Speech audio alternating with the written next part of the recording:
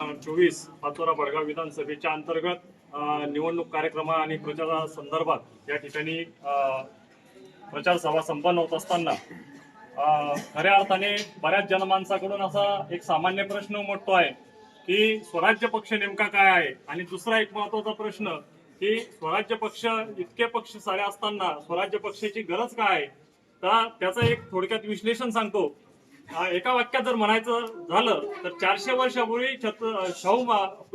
शहाजी महाराजांनी जी छत्रपती शिवाजी महाराजांच्या हातात वयाच्या 12व्या वर्षी राजमुद्रा दिली, प्रतिपचंद्र लेखे व वर्धिष्णू विश्ववंदिता शाह सुर शिवसय्या मुद्रा भद्राय राजते, म्हणजे हे लोककल्याणकारी राज्य व्हावं, हे शेतकऱ्यांचं राज्य व्हावं, हे कष्टकऱ्यांचं राज्य व्हावं आणि तुझ्या माध्यमातून छत्रपती शिवाजी महाराजांच्या माध्यमातून जलकल्याणासाठी अवरात्र तू झटावा, प्रतिपदेचा चंद्र जसा कलेकलेने वाढतो आणि तीच संकल्पना आज या राज्यात राबवायची वेळ आलेली आहे।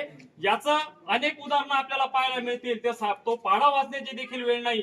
गेल्या एका वर्षात या महाराष्ट्रात जो छत्रपती शिवाजी महाराजांच्या संतांच्या पदस्पर्शाने पावन झालेला महाराष्ट्र होता, या महाराष्ट्रात आम्हाला लाजिरवाणी गोष्ट आहे 47,000 महिलांवर अत्याचार होतात। ही अत्यंत लाजिरवाणी गोष्ट आहे। या गेल्या 3 महिन्यात ही सर्व इंटरनेटवर आकडेवारी आपल्याला पाहायला मिळेल। या गेल्या 3 महिन्यात जो शेतकऱ्यांचा बळीराजाचा महाराष्ट्र आहे, या 3 महिन्यात 518 शेतकरी आत्महत्या होत आहेत। म्हणजे आमच्या सत्ताधिकाऱ्यांनी कुठे महाराष्ट्र नेऊन ठेवलेला आहे। म्हणून या छत्रपती संभाजी महाराजांनी स्वराज्य पक्षाची स्थापना केली आणि जे विचार 350 वर्षापूर्वी छत्रपती शिवाजी महाराजांनी मांडून ठेवले, त्या विचाराची गरज आज जनसामान्यांना कष्टकऱ्यांना आहे। आम्हाला योजनेमध्ये अडकवण्यात आलं, आम्हाला लाभार्थी बनवण्यात आलं। देण्याबद्दल दुमत नाही, तुम्ही 1500 द्या, 3 मी म्हणतो 5000 द्या, परंतु त्या ठिकाणी कुठतरी योजने एक बोट मधात बुडवायचं आणि बाकीचे बोट कापायची ही भूमिका शासनाने घेतलेली आहे। म्हणजे तुम्ही योजनेच्या आधी जर पाहिलं तर मूलभूत ज्या गरजा होत्या त्यांचा भाव, बाजारभाव आणि नंतरचा बाजारभाव याची जर तुलना आपण सर्वसामान्य करत असतो तर तुम्हाला सगळं चित्र स्पष्ट दिसेल। माझा शेतकरी राजा तुमच्या सन्मान निधीवर नाही। एकही शेतकरी असा म्हणणार नाही तिथे की मला सन्मान निधी द्या। त्याच्या हक्का, त्याच्या कापसाला, त्याच्या शेतात येणाऱ्या कपाशीला किंवा सोयाबीनला हमी भाव द्या। त्या खऱ्या अर्थाने तुम्ही त्या ठिकाणी बळीचं राज्य आणू शकतात आणि हे राज्यकर्ते सपशेल त्या ठिकाणी फेल झालेले आहेत, हे सांगताना मला कुठलीही शंका राहत नाही।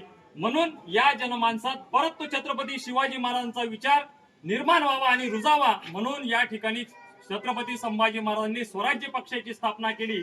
छत्रपती संभाजी महाराजांना या विधानसभेच्या निवडणुकीत 288 पैकी 288 उमेदवार उभे करता आले असते, परंतु त्यांनी विचाराचे आणि निष्ठेचे पाईक असणाऱ्या लोकांना संधी दिली आणि त्याच्यातील एक म्हणजे आपले प्रताप नाना। अनेक वर्षापासून शिक्षण, कृषी आणि सहकार या सर्व क्षेत्रामध्ये भरीव कामगिरी आणि एकाच पिढीने नाही तर अनेक त्यांच्या पूर्वीच्या पिढींनी देखील या क्षेत्रामध्ये काम केलेलं आहे। तो गाढा अभ्यासक आणि प्रामाणिक चेहरा म्हणून छत्रपती संभाजी महाराजांनी प्रताप नानांना पुढे केलं।